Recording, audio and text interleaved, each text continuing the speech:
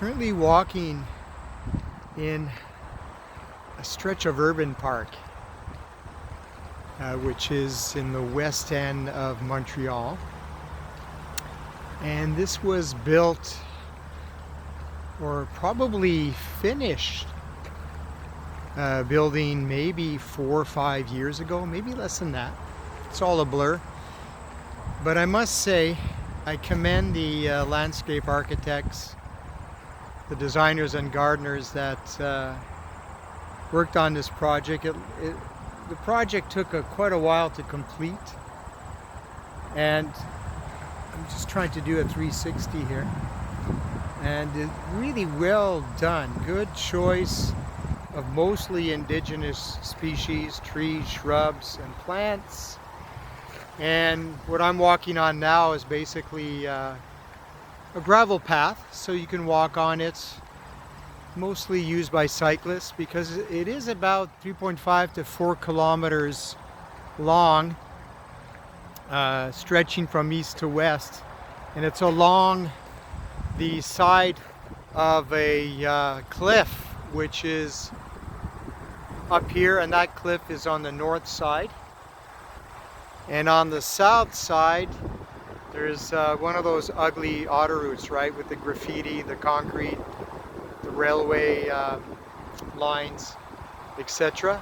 However, even in all these little swaths of land in between the railway lines and concrete overpasses, there are even plantings that were implemented there too. So kudos, I tip my hat off to the people who worked on this project, because there's just such a beautiful choice of vegetation, as I mentioned just before.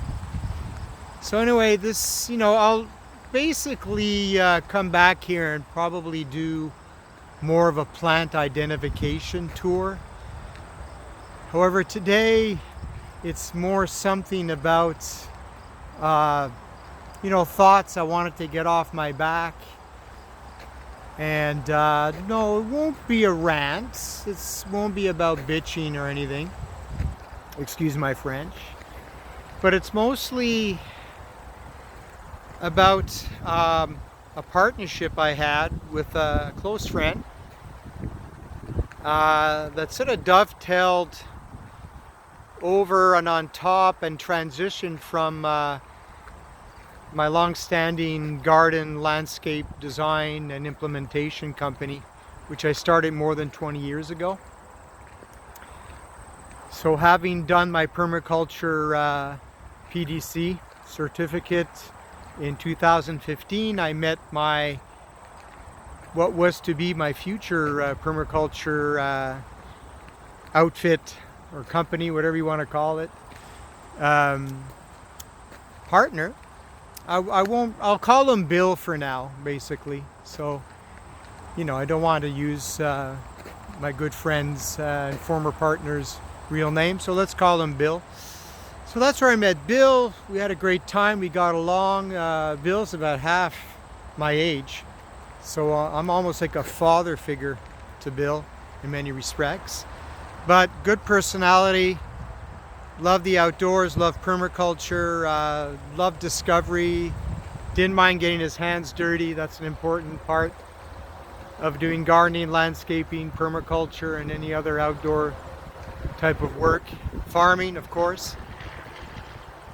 I'm not forgetting about our farmers out there whom I tip my hat to, and I thank very much. And so in 2018, this is 3 years after we both graduated from our PDC, Permaculture Design Certificate, and also a 2-week stint we did together in the Yucatan in Mexico, working on a small farm regenerative project with our permaculture teacher at the time, who had organized this trip. And that's kind of where we solidified our friendship and realized, we had a lot in common.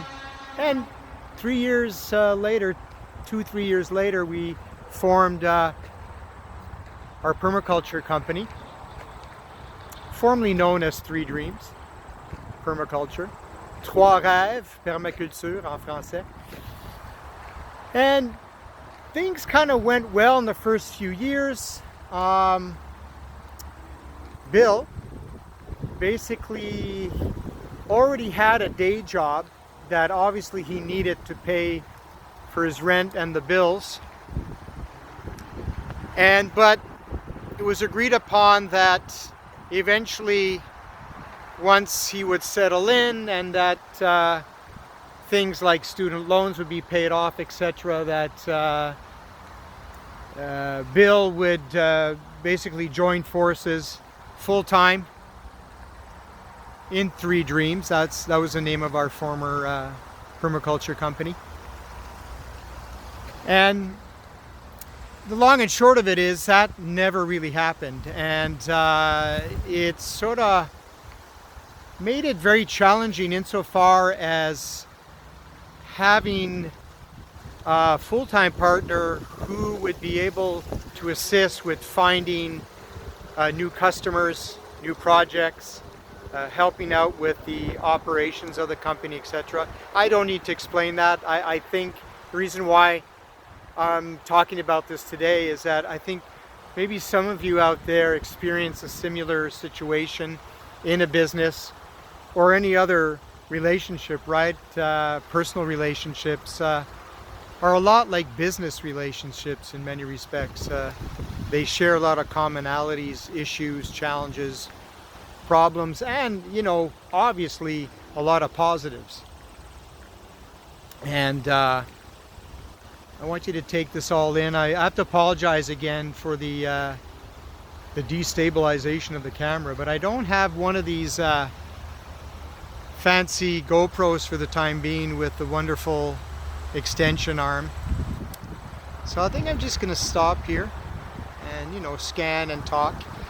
Anyway, the long and short of it is last year around this time of the year, in September or late August, I proposed to Bill that I take over the company and focus on trying to find a new partner who basically can devote time and resources and effort. And, you know, actually, I'm going to say this: Bill did have a lot of passion and knowledge and enthusiasm, and I give him A++ for that. But there just wasn't enough support. And you have to remember, we also started a company right in the middle of the events that occurred over the last 3 years. I don't want to talk about that. I don't want to mention what that was called, etc.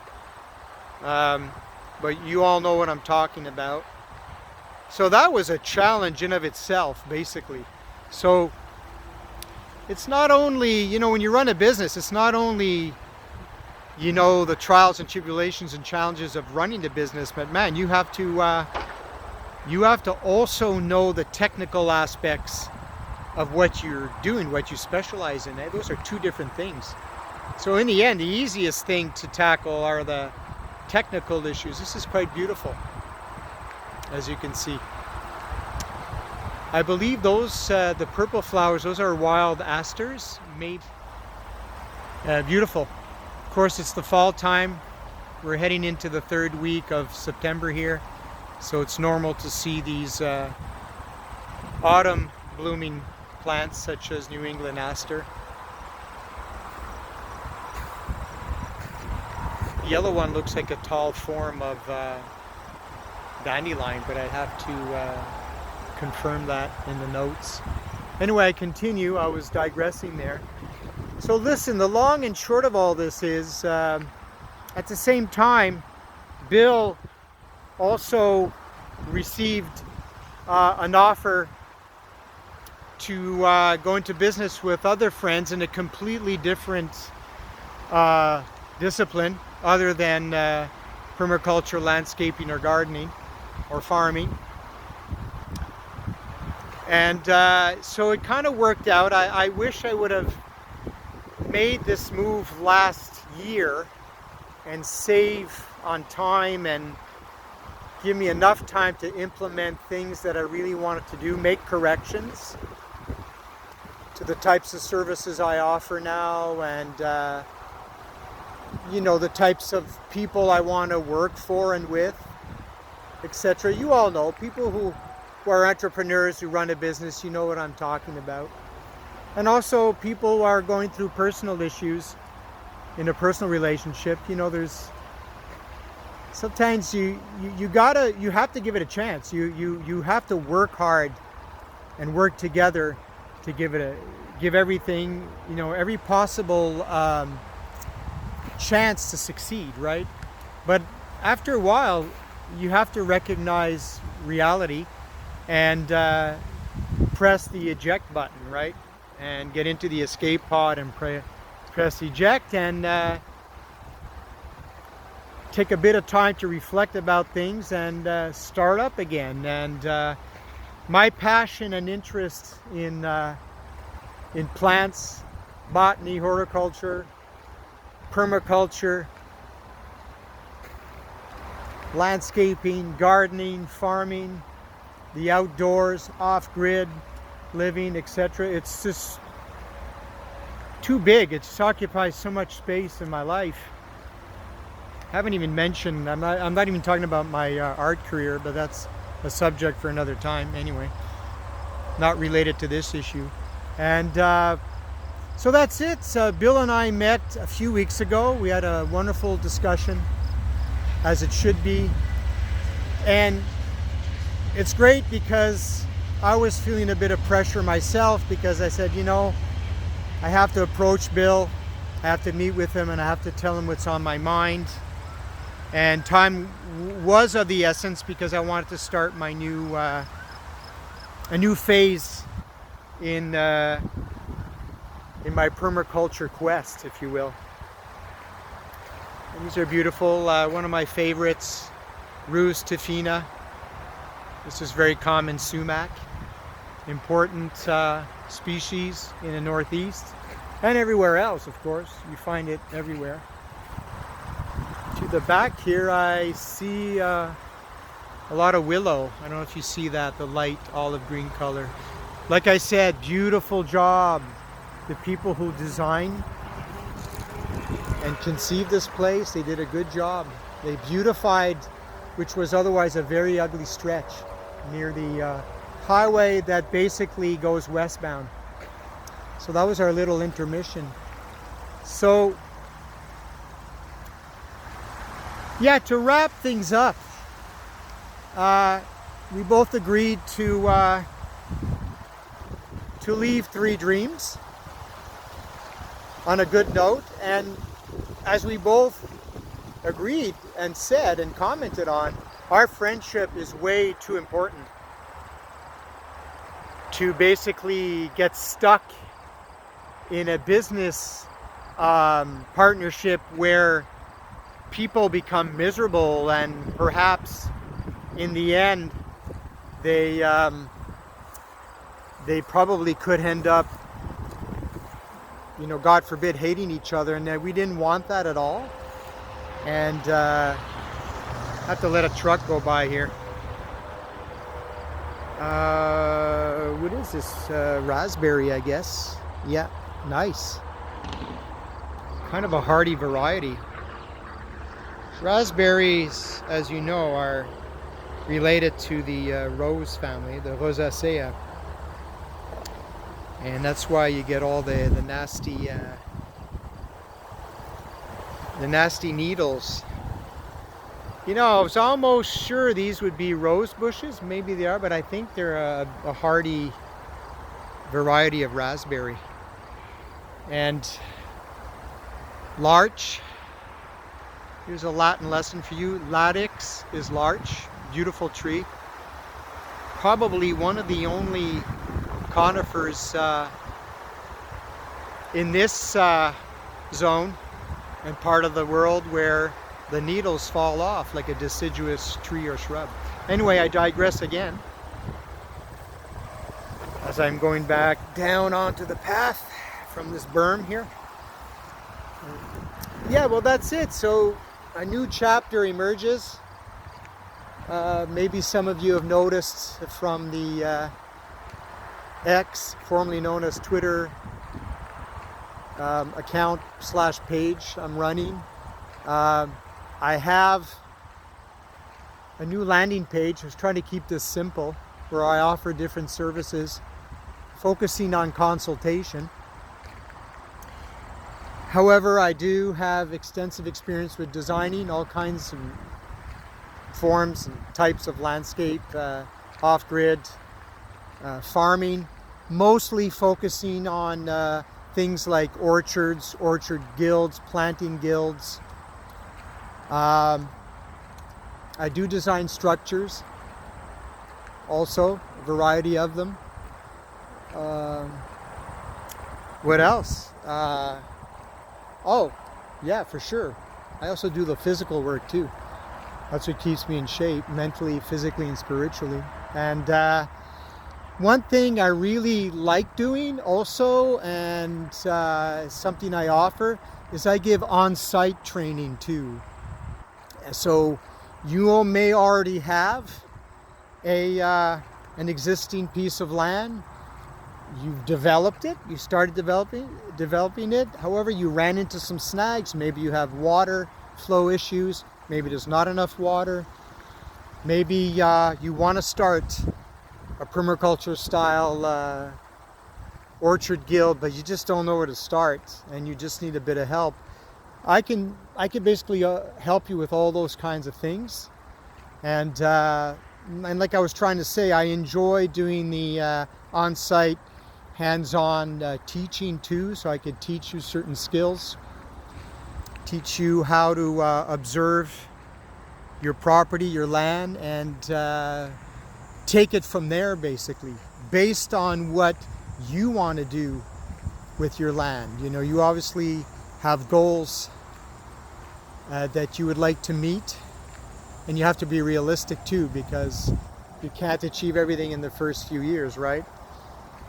So patience is a virtue, as my mom used to say. So look, I'll leave it at that. If you're curious and you want to know more, you can go to pierredurandlot.com. I guess the English pronunciation would be pierredurandlot.com. There's also a French version of that landing page, which you can find all these links in my profile, and I usually add them to the posts. So that's it for now. I think the next video I'm going to put together is discussing basically what happens, for example, on a farm property when the owners don't invest time, not necessarily resources, but they don't invest time, and for some reason they're never on their farmland, and basically poo happens, right? So I'm going to talk about an experience I had with a former customer, and it's more like a cautionary tale, and I think it would probably interest a lot of you that are looking to purchase land now and start something, or those who already have a piece of land and want to develop it into something that's abundant, resilient, productive, something that will make you happy at the end of the day.